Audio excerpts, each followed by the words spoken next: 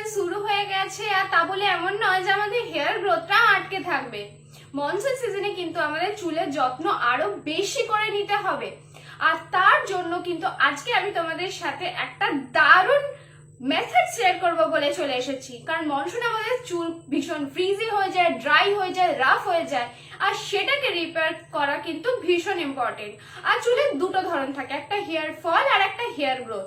Hair ফলটা যেরকম আমাদের টেনশনের কারণ, তেমনি হেয়ার গ্রোথ হওয়াটাও ভীষণ জরুরি। আর মনসুন সিজন মানে আমি প্রথমেই বললাম হেয়ার গ্রোথ কিন্তু আটকে থাকবে না, আর হেয়ারটাকে ম্যানেজেবল করে রাখার জন্য কিন্তু আমাদেরকে অবশ্যই এই ধরনের মেথড ইউজ করতে হবে। So hey everyone, welcome and welcome back to my channel. আজকে আমি তোমাদের সাথে যে মেথডটা শেয়ার করতে চলে এসেছি সেটার পুরো ভিডিওটা দেখার জন্য নিচে থাকা বেল আইকনটাতে ক্লিক করে আমার চ্যানেলটা আগে সাবস্ক্রাইব করে দাও, আর দেখতে থাকো আমি কি কি ব্যবহার করেছি আর কিভাবে আমি হেয়ার কেয়ারটা করছি আজকে।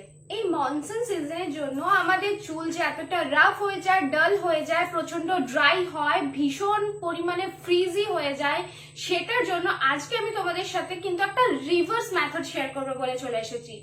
আমরা জেনারেলি হেয়ার কেয়ারের ক্ষেত্রে কি করি, প্রথমে হেয়ার অয়েলিং করি, তারপরে শ্যাম্পু করি, তারপরে কন্ডিশনার লাগাই, অ্যান্ড দেন লাস্ট আমরা হেয়ার সিরাম লাগাই, যেটার কারণে আমাদের চুলটা ট্যাঙ্গেল ফ্রি করতে সুবিধা হয়। বাট আজকে আমি পুরো মেথডটাই কিন্তু উল্টো ভাবে করবো, মানে আমি হেয়ার অয়েলিং এর পরে প্রথমেই কিন্তু শ্যাম্পু করবো না, তার আগেই কিন্তু আমি ডিপ কন্ডিশনিং করবো। আর সেই কন্ডিশনারটা কিন্তু হবে DIY homemade conditioner. Generally conditioner আমরা স্ক্যাল্পে ব্যবহার করতে পারি না, বাট আজকে আমি তোমাদের সাথে যে DIY কন্ডিশনার রেসিপিটা শেয়ার করবো সেটা কিন্তু তোমরা স্ক্যাল্প টু লেন্থ পুরোটাই অ্যাপ্লাই করতে পারবে, কারণ প্রত্যেকটা ইনগ্রেডিয়েন্টস কিন্তু খুব ন্যাচারাল আর চুলের জন্য খুব উপকারী। তাই তোমরা একদম হেয়ারের টপ টু বটম পুরোটা অ্যাপ্লাই করলে হেয়ারের কিন্তু কোনো ক্ষতি হবে না। প্রথমেই আমাদের যেটা দরকার সেটা হচ্ছে হেয়ার কম্বিং করা। হেয়ার অয়েলিং এর আগে বা হেয়ার শ্যাম্পু করার আগে কম্বিং করাটা ভীষণ জরুরি।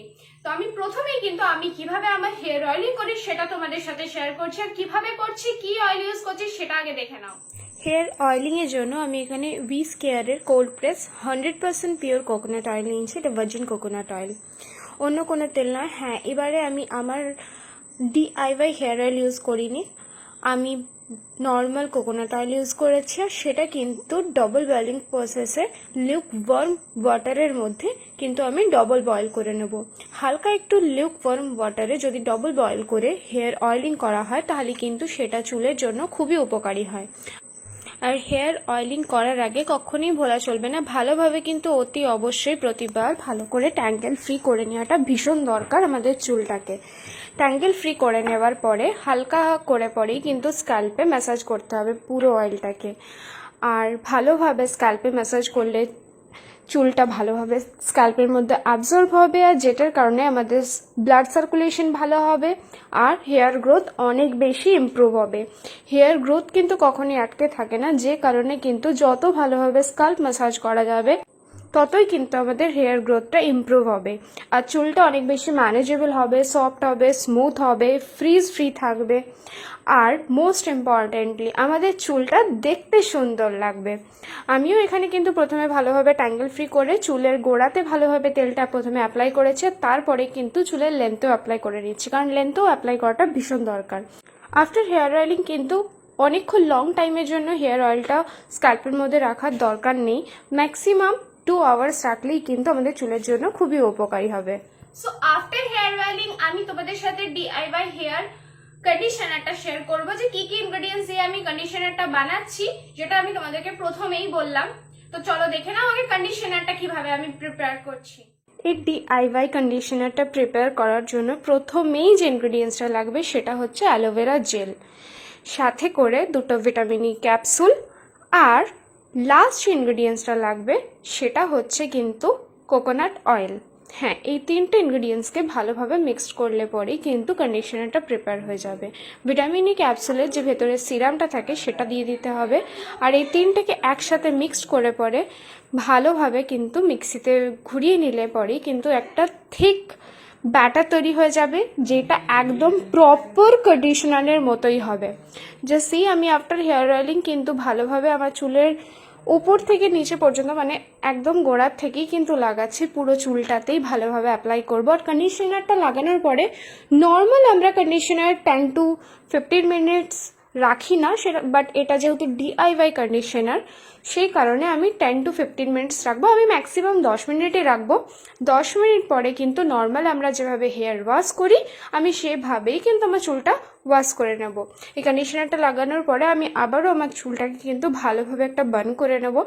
আর বান করে নেবার পরে কিন্তু আমি হেয়ারটা ওয়াশ করব, কারণ অ্যাবজর্ব হওয়ার জন্য একটু সময় দিতে হবে যাতে কন্ডিশন হতে পারে। আর তারপরে কিন্তু নর্মালি ভালোভাবে চুলটাকে ধুয়ে নিতে হবে, কারণ অবশ্যই শ্যাম্পু অ্যাপ্লাই করার আগে কিন্তু চুলটা ওয়েট থাকাটা ভীষণ ইম্পর্টেন্ট।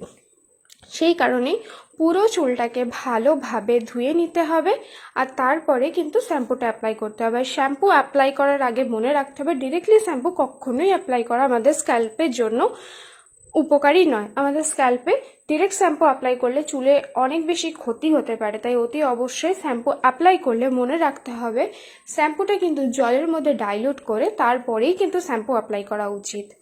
আর এই যে রিভার্স মেথডটা, এই মেথডটা তোমরাও ব্যবহার করে দেখো, সিরিয়াসলি বলছি দুর্দান্ত একটা রেজাল্ট পাবে। আমি ইউজ করে দেখেছি। আর এই ডিআইওয়াই কন্ডিশনারটা মার্কেটে যে কোনো কন্ডিশনারের থেকে চুলটা অনেক বেশি স্মুথ করবে, ম্যানেজেবল করবে। আর আফটার হেয়ার সি আমার চুলটা এতটাই ম্যানেজেবল, এতটা স্মুথ, এতটা সফট হয়ে গিয়েছিল, তোমরা নিজেরাই দেখতে পাচ্ছ। অবশ্যই আমাকে জানিও যে এইটা কে কে ব্যবহার করছো আর কি কি টাইপের এরকম ডিআইওয়াই রেসিপিস দেখতে চাও সেটাও আমাকে কমেন্ট করে জানাতে ভুলো না। আর এই ভিডিওটা লাইক আর শেয়ার করতে একদম ভুলো না। আজকের মতো টাটা।